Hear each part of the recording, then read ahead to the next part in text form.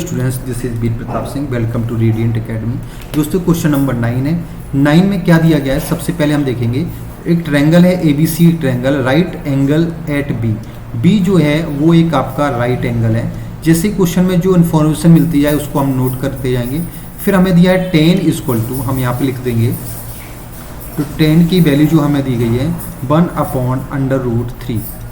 फिर उसके बाद में बोला है फाइंड द वैल्यू। हमें ये वैल्यू फाइंड करनी है sign A cos C, sine cos A sign सी। सबसे पहले एक काम करते हैं, बी वैल्यू हमें मिल गई है। अब हम क्या करेंगे, ए इसको मान लेते हैं, ए बी और सी पॉइंट हम मान लेंगे ऊपर। तो सबसे पहले हमें 10 दिया गया और 10 का जो फॉर्मूला होता है आपका, 10 का फॉर्मूला होता है P/B, मतलब perpendicular upon base. P4 perpendicular आपका ये है परपेंडिकुलर जो बन दिया है।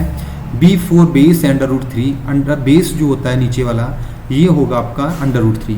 अब हमें फाइंड क्या करना है, हाइपोटेन्यूज, मतलब CA फाइंड करना है।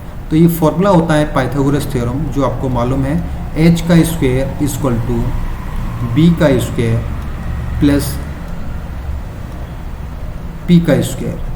हम लिख सकते हैं B4 बेस है आपका √3, तो √3 का स्क्वायर करेंगे, और p है आपका 1, तो हम यहाँ पे 1 का स्क्वायर करेंगे। √3 का स्क्वायर होगा 3। ध्यान रखना है कि स्क्वायर से अगर रूट है तो ख़त्म हो जाता है, तो यहाँ पे हम लिखेंगे 1 का स्क्वायर जो आएगा 1। तो इस तरीके से आपका 3 और 1 होगा 4।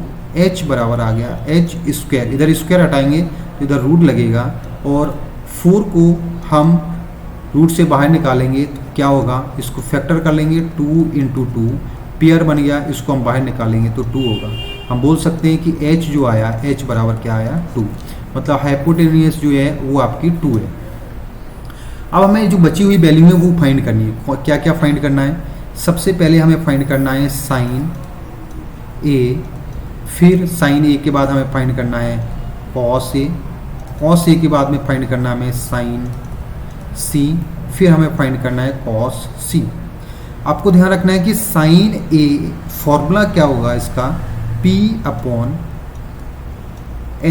Perpendicular upon hypotenuse. एक ध्यान देना है आपको, सबसे इम्पोर्टेंट पार्ट इसमें ये है कि जैसे इसमें एंगल जो दिया है A, तो A कहाँ है, ये आपका ये, तो जो एंगल होगा वो इसकी एडजेसेंट साइड जो होगी वो एडजेसेंट साइड मानी जाती है बेस। आपका जो P मतलब परपेंडिकुलर है वो क्या हो जाएगा, ये बेस है तो परपेंडिकुलर क्या होगा आपका 1, और फिर हाइपोटेन्यूज जो है वो आपका चेंज नहीं होता है, ये हमेशा 2 ही रहेगा। जैसे 2 है तो हाइपोटेन्यूज आपका 2 रहेगा। इसी तरीके से कॉस ए का जो फॉर्मूला होता है वो होता है B/H, base upon H। B मतलब बेस, अब बेस है आपका यहाँ पे √3 और H है आपका 2। अब हम देखेंगे यहाँ पे साइन सी। अब यहाँ पे थोड़ा सा ध्यान देना है कि यहाँ पे एंगल चेंज हो गया। अभी एंगल आपका था A, अब एंगल हो गया है C, ये एंगल हो गया है एंगल C। तो ध्यान रखना है जो एंगल होता है ये साइड, उसकी एडजेसेंट साइड जो होती है वो बेस हो जाएगी। आपका बेस क्या हो जाएगा, 1 हो जाएगा, और परपेंडिकुलर क्या हो जाएगा, आप √3 हो जाता है। ये एक्सचेंज हो जाते हैं, एक दूसरे से चेंज हो जाते हैं। अभी हमारे पास बेस A था, A एंगल था, तो हमारा बेस A वाली लाइन थी। अब हमारे पास बेस C एंगल C है, तो हमारा बेस जो होगा वो एंगल C वाली लाइन की एडजेसेंट लाइन होगी। तो हमारा फॉर्मूला साइन का जो होता है वो तो वही रहेगा, कौन सा, P/H। लेकिन P परपेंडिकुलर अब 1 नहीं रहेगा, अब क्या हो जाएगा, परपेंडिकुलर √3 होगा, और हाइपोटेन्यूज वही रहेगी, वो चेंज नहीं होती है। इसी तरीके से कॉस सी का फॉर्मूला होगा आपका क्या होगा, सॉरी कॉस का फॉर्मूला होता है B/H, B मतलब बेस। अब बेस, अब ध्यान देना है यहाँ पे C है, तो C कहाँ लिखा हुआ है, ये एंगल है आपका C, ये एंगल C है, तो आपका बेस जो होगा वो क्या होगा, 1 होगा, और H चेंज नहीं होगा, H2 रहेगा।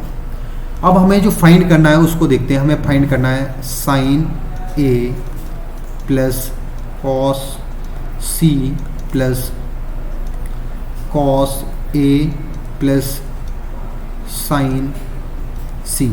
अब साइन A की वैल्यू क्या है, साइन है 1/2। बस वैल्यूज में देख के इधर इस साइड में जो वैल्यू निकाली है वो यहाँ पे पुट करेंगे। कॉस सी की वैल्यू दी गई है 1/2।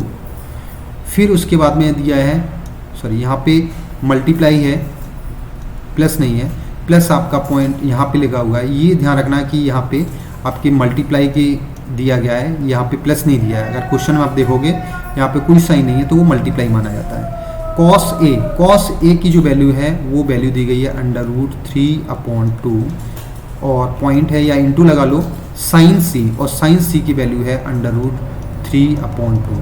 अब पहले तो इन दोनों का क्या करेंगे, मल्टीप्लाई। 2 का 2 में होगा मल्टीप्लाई तो क्या होगा 4 होगा, और 1 का 1 में मल्टीप्लाई 1 होगा। प्लस लगाया, प्लस लगा दो। अब इन दोनों का भी क्या होगा, मल्टीप्लाई होगा। 2 का 2 में करेंगे 4 होगा, √3 का √3 में करेंगे तो 3 आएगा। हमेशा ध्यान रखना, जैसे ये लिखा है √3 मल्टीप्लाई √3, इसका मतलब होता है √3 का स्क्वायर 2 बार आएगा। मैंने बताया था स्क्वायर से रूट खत्म हो जाता है तो इसकी वैल्यू क्या आ जाएगी 3। तो इस तरीके से इसको हम लिख सकते हैं 3 और 1 क्या होगा 4 होगा, और नीचे 4 का 8 नहीं होगा, 4 का 4 होगा। ये ध्यान रखना है, क्योंकि डिनोमिनेटर सेम होते हैं तो उनका ऐड नहीं किया जाता है, उनका एक ही नंबर ले लेते हैं। 4 से 4 काटेंगे तो आपका आंसर आएगा 1। ये आपका क्या होगा, आंसर होगा। क्वेश्चन नंबर ये 9 था। आपको समझ आया तो कमेंट में ज़रूर लिखें।